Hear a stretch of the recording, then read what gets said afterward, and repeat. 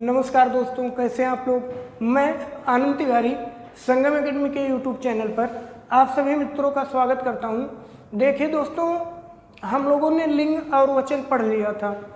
आज हम लोग अपनी क्रमिक चर्चा को आगे बढ़ाते हुए कारक सीखते हैं। नया टॉपिक है आपका, क्या कारक क्या होता है। आपको रटना नहीं है, आपको सीखना है कि कारक होता क्या है। बहुत ही आसान तरीके से देखिए, जैसे मैं कुछ शब्द लिख दूं,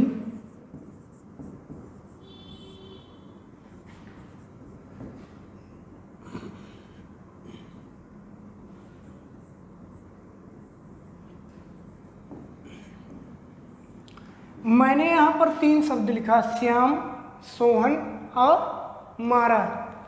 तो मैंने यहाँ लिखा 3 शब्द, तीनों अलग अलग, श्याम, सोहन, मारा। कोई मतलब निकल रहा है इनका? नहीं निकल रहा है ना। अब लेकिन अगर मैं इसी में ने और को लगा दूं तो ये क्या बन गया? एक वाक्य बन गया जिसका एक सार्थक अर्थ निकल रहा है। तो मैं लिख सकता हूं कि वाक्य में ने और को लगाने से वाक्य पूर्ण हो जाता है, पूर्ण हो जाता है तथा उसका एक सार्थक अर्थ निकलता है। सार्थक अर्थ निकलता है। तो इन शब्दों के बीच जब मैंने ने और को लगा दिया तो ये एक वाक्य बन गया। देखिए, मैंने लिखा ही भी है कि वाक्य में ने और को लगाने पर क्या हुआ। पहली बात तो वाक्य पूर्ण हो गया। दूसरी बात क्या हुआ कि इसका एक सार्थक अर्थ निकलने लगा कि श्याम ने सोहन को मारा। फिर वही आगे लिखा है कि उसका एक सार्थक अर्थ निकलता है। देखिए दोस्तों, जो कारक होता है हमारा, कारक की हम लोग परिभाषा देखते हैं क्या होती है। जो कारक होता है हमारा, देख लीजिए परिभाषा पहले कि किसी भी वाक्य में शब्दों का, अब जो यहाँ पर वाक्य मैंने लिखा है, यहाँ पर श्याम क्या है? कर्ता है। और मारा क्या है? क्रिया है। तो क्या हो जाएगी परिभाषा कि वाक्य में शब्दों का किससे संबंध बन जाए? वाक्य में शब्दों का क्रिया के सापेक्ष बनने वाला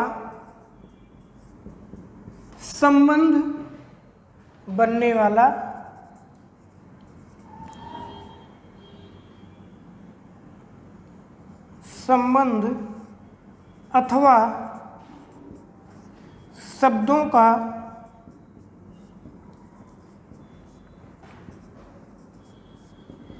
एक दूसरे के साथ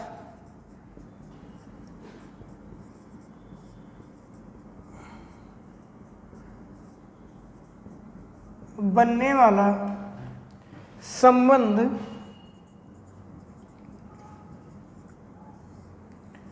कारक कहलाता है।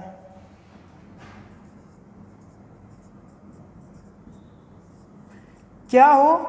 वाक्य में शब्द का या तो क्रिया के सापेक्ष संबंध बने या शब्दों का एक दूसरे के सापेक्ष संबंध बने, तो इसका जो बोध करवाता है उसको हम लोग क्या बोलते हैं?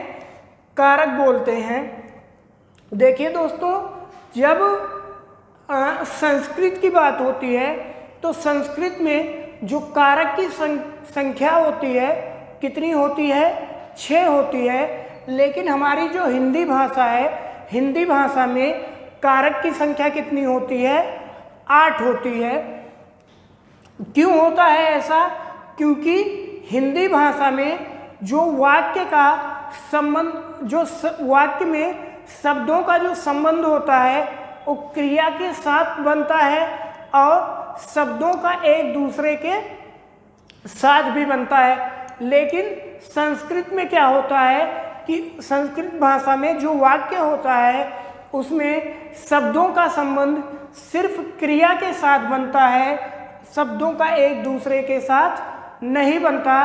तो देखिए, सा से संस्कृत, सा से संबंध और सा से संबोधन, सा से संस्कृत, सा से संबंध, सा से संबोधन। तो संस्कृत भाषा में संबंध कारक और संबोधन कारक नहीं होता है, बाकी के 6 कारक होते हैं। इसको हम लोग एक ट्रिक के रूप में भी याद रख सकते हैं। कौन कौन से 2 कारक नहीं होते संस्कृत में? पहला संबंध कारक और दूसरा कौन सा? संबोधन कारक। तो आगे क्या देखिए कि हिंदी में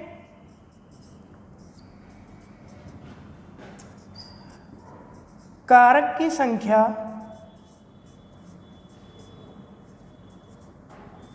कितनी होती है? 8 होती। कारक की संख्या 8 होती है। हिंदी में कारकों की संख्या कितनी होती है? 8 होती है। कौन कौन सी? हम लोग आगे देखते हैं उसकी विभक्ति, कौन सा कारक होता है और कारक चिन्ह क्या होते हैं, आगे हम लोग चर्चा करते हैं उसकी। तो पहला कारक कौन सा होता है आपका? कर्ता कारक। कौन सी विभक्ति? प्रथमा विभक्ति। चिन्ह क्या होता है? ने। देखिए, अब मैं इधर लिखता हूँ, एक साइड में लिखता हूँ विभक्ति, फिर लिखता हूँ कारक, फिर कारक चिन्ह, कारक चिन्ह। तो विभक्ति में जो प्रथमा विभक्ति होती है, प्रथमा विभक्ति कौन सा कारक? कर्ता कारक।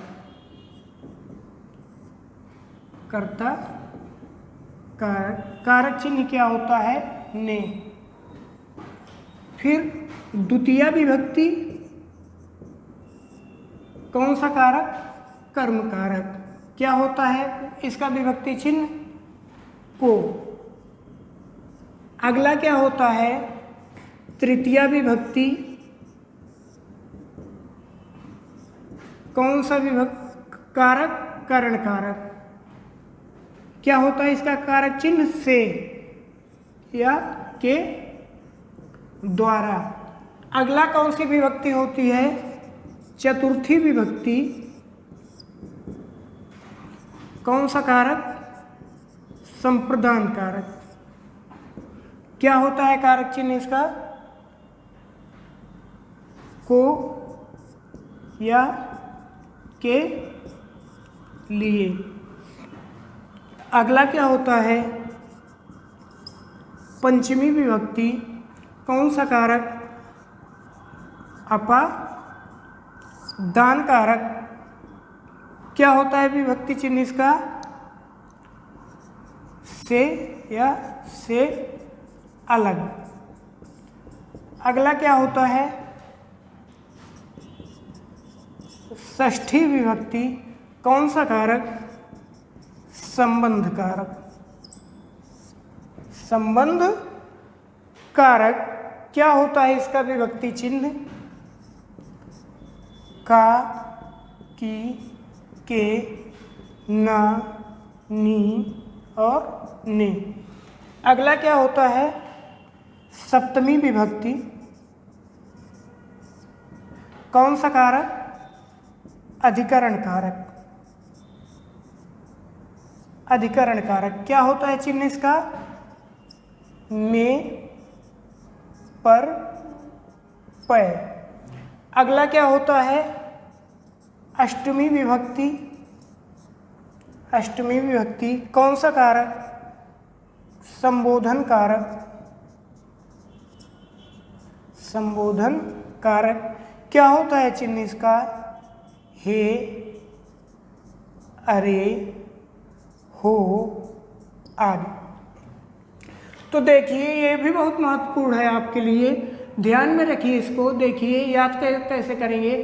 प्रथमा विभक्ति कर्ता कारक ने द्वितीय विभक्ति कर्म कारक को तृतीय विभक्ति करण कारक से, चतुर्थी विभक्ति संप्रदान कारकों के लिए पंचमी विभक्ति अपादान कारक से, षष्ठी विभक्ति संबंध कारक काकी के नानी रे, सप्तमी विभक्ति अधिकरण कारक में परपय, अष्टमी विभक्ति संबोधन कारक हे, अरे, हो। तो ये आपकी विभक्तियां थी, कारक थे और कारक चिन्ह थे। अब यहाँ से हम लोग एक एक कारक को उठाते हैं और उनके बारे में डिटेल से देखते हैं कि क्या होता है। तो हम लोग पहला कारक उठाते हैं, कर्ता कारक। जैसा कि नाम से ही स्पष्ट है कि कर्ता कारक में क्या होगा, तो कर्ता का मतलब क्या होता है? काम करने वाला, है ना। पहला हम लोग देखते हैं कर्ता कारक। कर्ता कारक इसमें क्या होता है? कर्ता का मतलब क्या होता है? कार्य करने वाला। परिभाषा देखें क्या हो जाएगी? परिभाषा कि वाक्य में क्रिया के जिस रूप से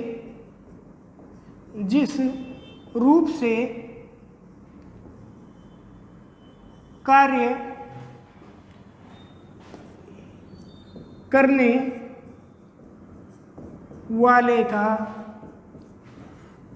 बोध होता है या बोध हो, उसे हम लोग क्या कहते हैं? कर्ता कारक कहते हैं। क्या होता है कि वाक्य में क्रिया के जिस रूप से कार्य करने वाले का बोध हो, उसे हम लोग कर्ता कारक कहते हैं। जैसे उदाहरण देखिए, मैं लिखूं बच्चा अखबार पढ़ता है। तो यहाँ पर देखिए ये जो पढ़ता है आपका, ये क्रिया हो गई। बच्चा क्या हो गया? पढ़ने का काम कौन कर रहा है? बच्चा आपका कर्ता हो गया। तो वही लिखा है कि वाक्य में क्रिया के जिस रूप से कार्य करने वाले का बोध हो, तो कार्य यहाँ पर कौन कर रहा है? बच्चा। तो बच्चा क्या हो जाएगा? कर्ता कारक। अगला देखिए उदाहरण, जैसे लिखूं मैं मीरा गाना गाती है। तो यहाँ पर गाना गाती है क्या हो गया? क्रिया हो गया। और गाने का काम कौन कर रहा है? मीरा। तो मीरा क्या हो जाएगी? कर्ता कारक। कर्ता कारक में एक और बात महत्वपूर्ण है कि वाक्य में जो आपका कारक चिन्ह होता है ने, वाक्य में ने का प्रयोग सिर्फ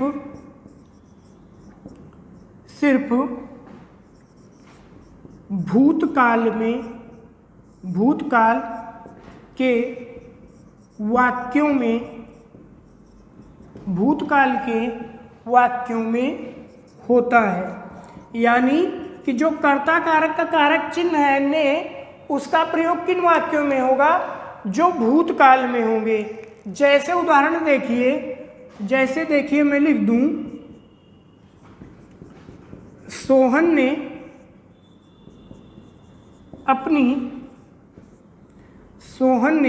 अपनी स्कूटी बेच दी।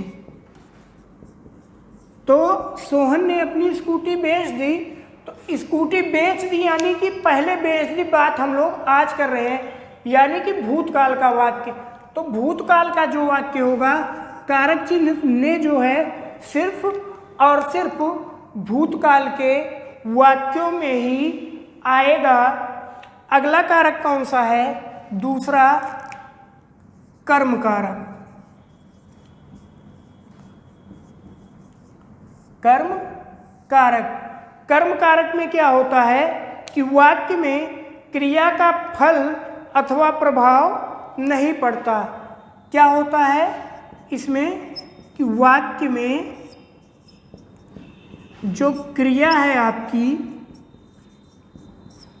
इसका क्रिया का प्रभाव नहीं पड़ता है, नहीं पड़ता। उसे हम लोग क्या बोलते हैं? कर्म कारक। उसे कर्म कारक कहते हैं। जिन वाक्यों में क्रिया का फल या प्रभाव नहीं पड़ता है उसे कर्म कारक कहते हैं। जैसे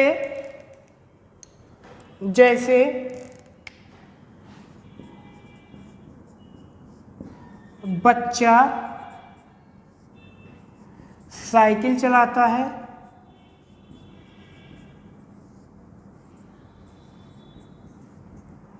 तो यहाँ पर देखिए चलाना क्या है? क्रिया। बच्चा क्या है? कर्ता। तो जो क्रिया है इसका प्रभाव कर्म पर पड़ रहा है, कोई प्रभाव नहीं पड़ रहा है, इसलिए कौन सा कारक होगा? कर्म कारक। और जैसे मैं लिखूं दूसरा वाक्य, माताजी सब्जी बनाती हैं, तो यहाँ पर बनाती हैं क्या हो गया? क्रिया हो गया। माताजी क्या हो गई? कर्ता हो गई। और तो क्रिया का प्रभाव भी इसमें नहीं पड़ रहा है इस वाक्य में, इसलिए ये वाक्य भी कैसा हो जाएगा? कर्म कारक का। ये तो साधारण बात हुई कर्म कारक की। अब कर्म कारक में पूछा क्या जाता है आपसे? पूछा जाता है ये कि एक संस्कृत का सूत्र होता है अभितः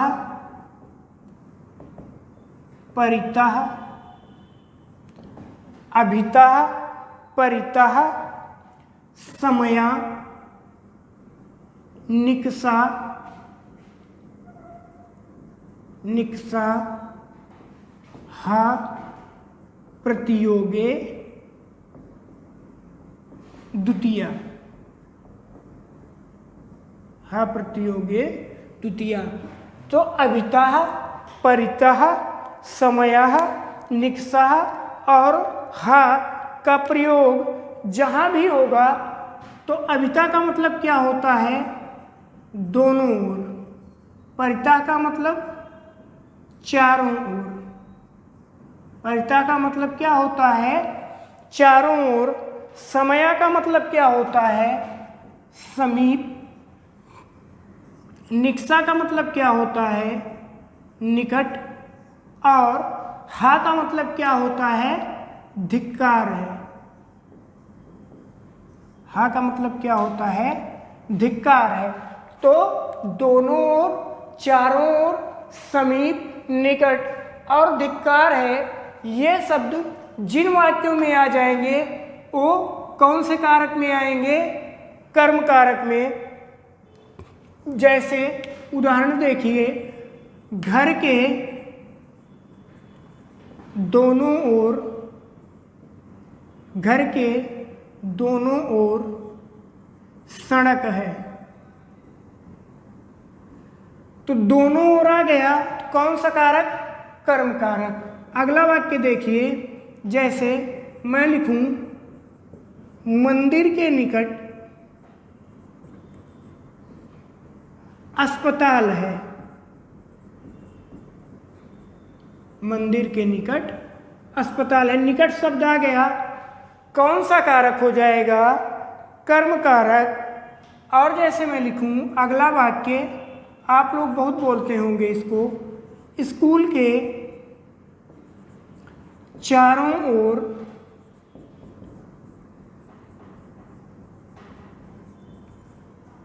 हरियाली है। तो चारों ओर शब्द आ गया, कौन सा कारक हो गया? कर्म कारक। अगला हम लोग देखते हैं कौन सा? तीसरा प्रकार करण कारक का। तीसरा प्रकार कौन सा है? करण कारक। तो क्या होता है करण कारक में? अच्छा ये बताइए, तीसरा प्रकार करण कारक।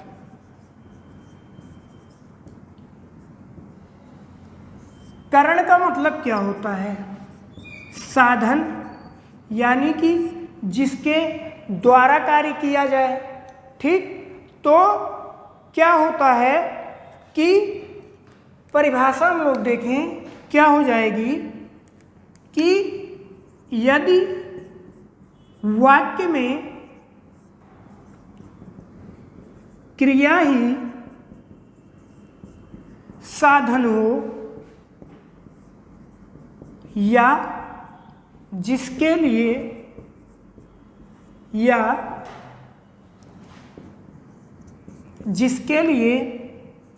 कुछ किया जाए, वहाँ कौन सा कारक होता है? करण कारक होता है।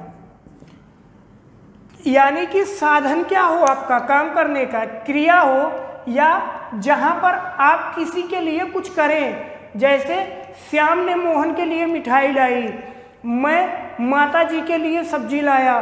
तो आप किसी के लिए कोई काम कर रहे हैं ना, तो वहाँ पर भी कौन सा कारक होगा? करण कारक। जैसे उदाहरण देखिए, मैं बल्ले से खेलता हूँ। तो इस वाक्य में खेलता हूँ क्रिया हो गया, बल्ला क्या हो गया?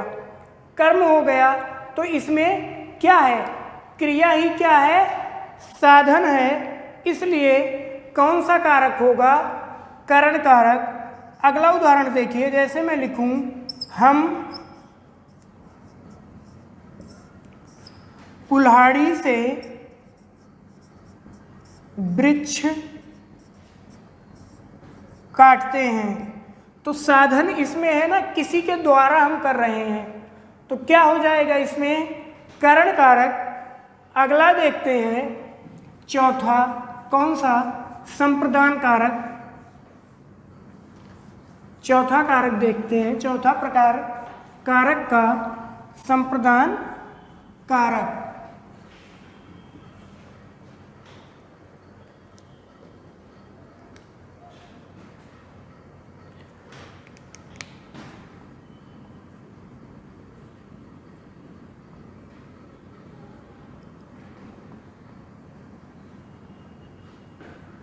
क्या होता है संप्रदान कारक में? जिसके लिए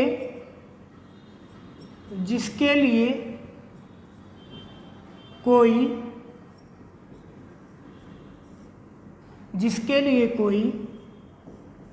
क्रिया की जाए, जिसके लिए हम लोग कोई क्रिया करें, या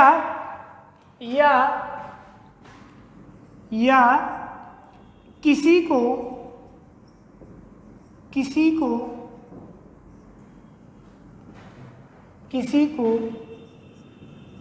कुछ दिया जाए, या किसी को कुछ दिया जाए, वहाँ पर वहां पर संप्रदान कारक होता है। जिसके लिए कुछ करें या कुछ किसी को दें, वहां पर कौन सा कारक होगा? संप्रदान कारक। जैसे उदाहरण देखिए, क्या है उदाहरण?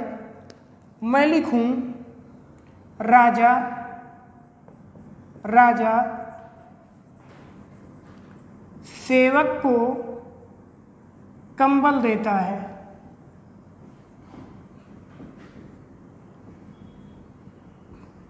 अगला उदाहरण देखिए, जैसे मैं माँ के लिए सब्जी लाया। तो पहले वाक्य में किसी को कुछ दिया जा रहा है और दूसरे वाक्य में क्या किया जा रहा है?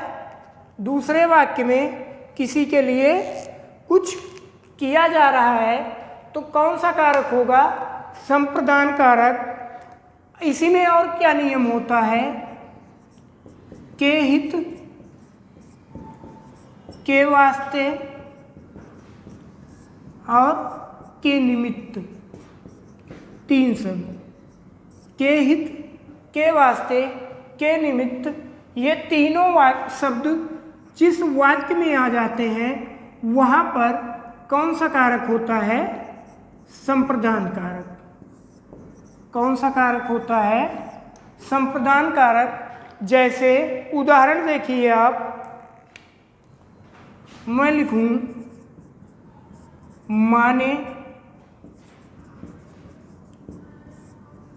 बच्चे के वास्ते खिलौना खरीदा।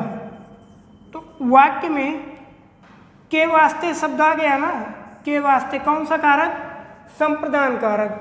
अगला उदाहरण जैसे मैं लिखूं ईश्वर की मेरे ही निमित्त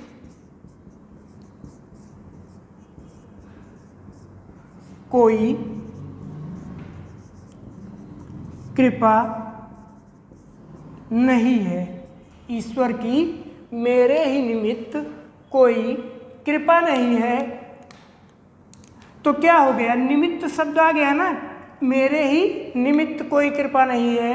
कौन सा कारक होगा? संप्रदान कारक। बढ़ते हैं आगे, पांचवा प्रकार देखते हैं।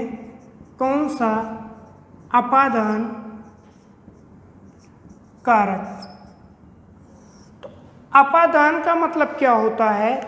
अपादान का अर्थ ही होता है अलगाव की प्राप्ति। अपादान का क्या अर्थ होता है? अलगाव की प्राप्ति। अर्थात क्या होगा इसमें? जिस वाक्य में क्रिया से अलग होने की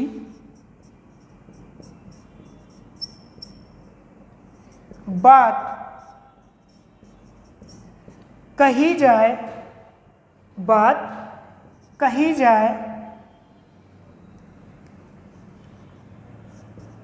वहाँ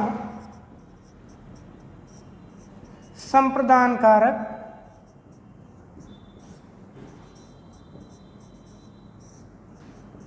होता है। जिस वाक्य में क्रिया से अलग होने की बात कही जाए, वहाँ पर, यानी कि जहाँ पर क्रिया से कुछ अलग होगा, वहाँ पर कौन सा कारक होगा? संप्रदान कारक। जैसे उदाहरण देखिए आप लोग, जैसे मैं लिखूं पेड़ से फल गिरा। तो पेड़ से फल गिरा, तो जब फल गिरेगा तो पेड़ से अलग होगा, कौन सा कारक होगा? अपादान कारक। एक और बहुत महत्वपूर्ण है, कई बार पूछा जाता है, क्या? पेड़ से पत्ते गिरते हैं, कौन सा कारक? अपादान कारक। पेड़ से पत्ते गिरते हैं, कौन सा कारक? अपादान कारक। अगला उदाहरण देखिए, जैसे मैं लिखूं, छत से लड़का गिरा। छत से लड़का गिरा, तो लड़का जब छत से गिरेगा तो अलग होगा ना, कौन सा कारक? अपादान कारक। और उदाहरण जैसे मैं लिखूं, छत से उतरती लता। तो लता जब छत से उतरेगी तो क्या होगा? छत से अलग हो जाएगी, कौन सा कारक होगा? अपादान कारक। बढ़ते हैं अगले कारक की ओर। छठा कारक कौन सा है? आपका संबंध कारक।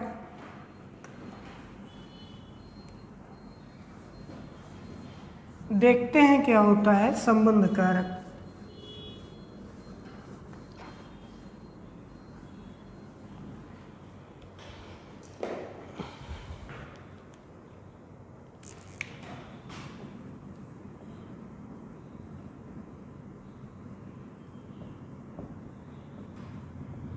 क्या होता है संबंध कारक? संबंध का मतलब क्या? एक दूसरे से जोड़ मिलाप या लगाव। क्या होगा संबंध कारक में? कि संज्ञा या सर्वनाम के जिस रूप से उसका एक उसका दूसरे शब्दों से या शब्दों के साथ संबंध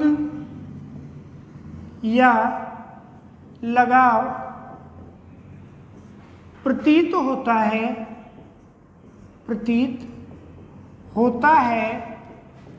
वहाँ संबंध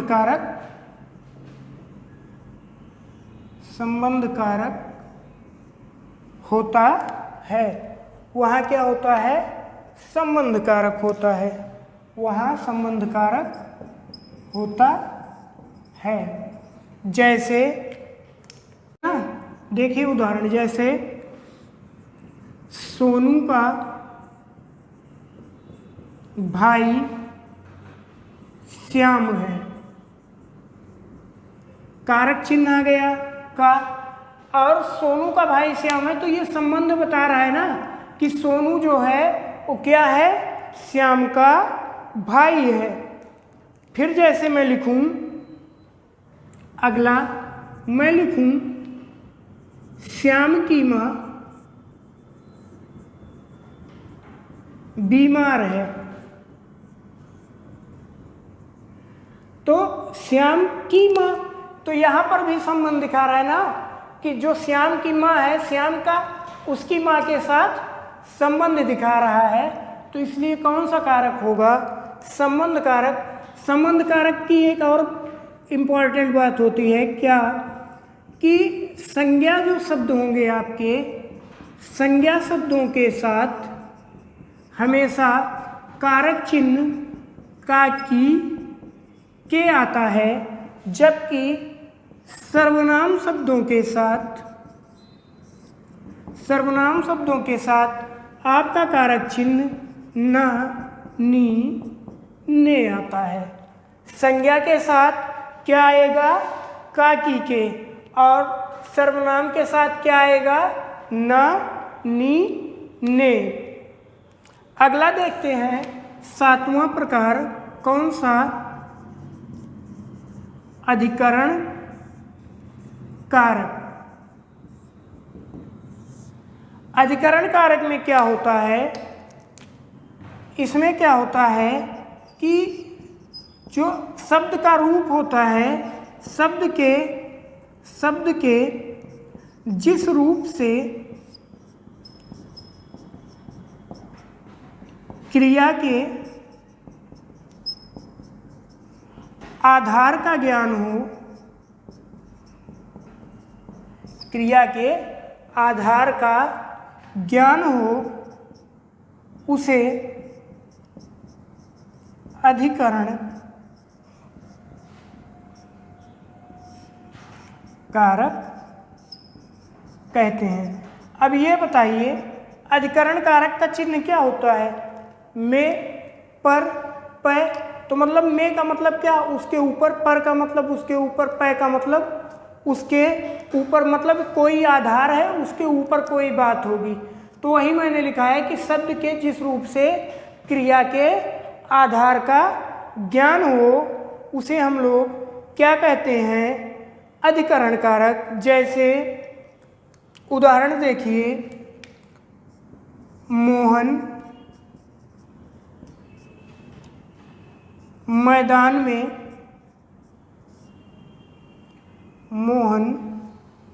में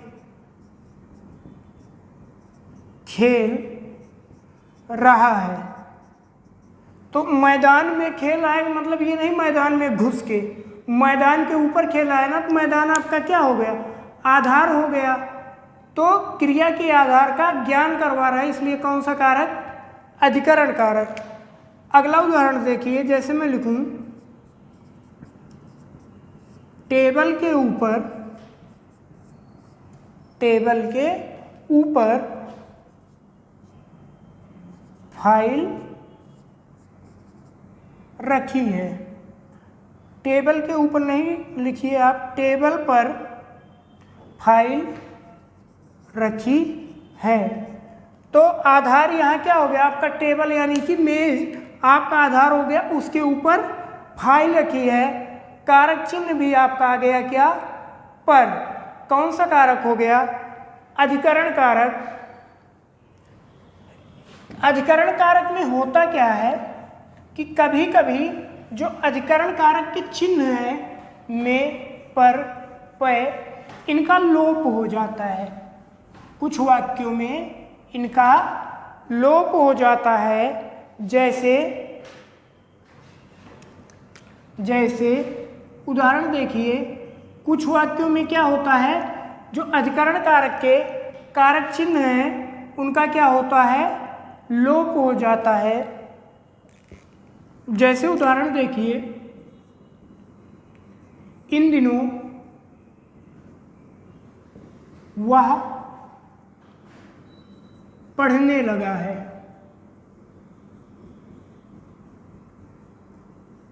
यानी कि इन दिनों में वह पढ़ने लगा है, लेकिन कारक चिन्ह नहीं लगता। इन दिनों वह पढ़ने लगा है। जैसे और उदाहरण देखिए, वह द्वार द्वार भीख मांगता है। द्वार द्वार भीख मांगता है। तो वह द्वार द्वार भीख मांगता है तो मतलब क्या हुआ? वह द्वार द्वार पर भीख मांगता है, लेकिन कारक चिन्ह नहीं आया। इसलिए कौन सा कारक होगा? अधिकरण कारक। और देखिए इसी में क्या होता है, एक बात ये याद रखिए, सारी बातें किनारे, आसरे और दिनों। किनारे, आसरे और दिनों का प्रयोग अधिकरण कारक में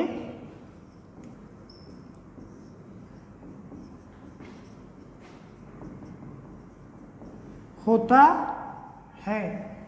जहाँ पर किनारे, आसरे और दिनों शब्द आएंगे जिन वाक्यों में, उसमें कौन सा कारक होगा? अधिकरण कारक। जैसे इस वाक्य में देखिए, इन दिनों, दिनों शब्द आ गया, कौन सा कारक? अधिकरण कारक। और देखिए जैसे वह, उदाहरण देखिए, वह संध्या समय गंगा किनारे, वह संध्या समय गंगा किनारे जाता है। तो किनारे शब्द आ गया, कौन सा कारक? अधिकरण कारक। अगला कारक देखते हैं, कौन सा? संबोधन कारक। संबोधन का मतलब क्या होता है? किसी को बुलाना या किसी को पुकारना क्या होता है?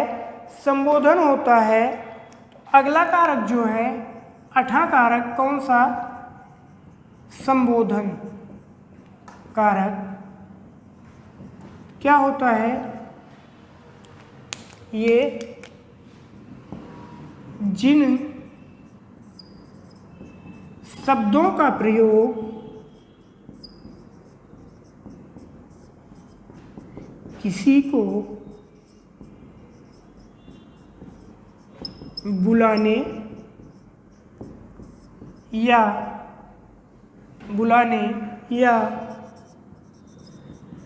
पुकारने के लिए किया जाता है, उसे संबंध कारक कहते हैं। उसे हम लोग संबंध कारक कहते हैं। जैसे उदाहरण देखिए, हे राकेश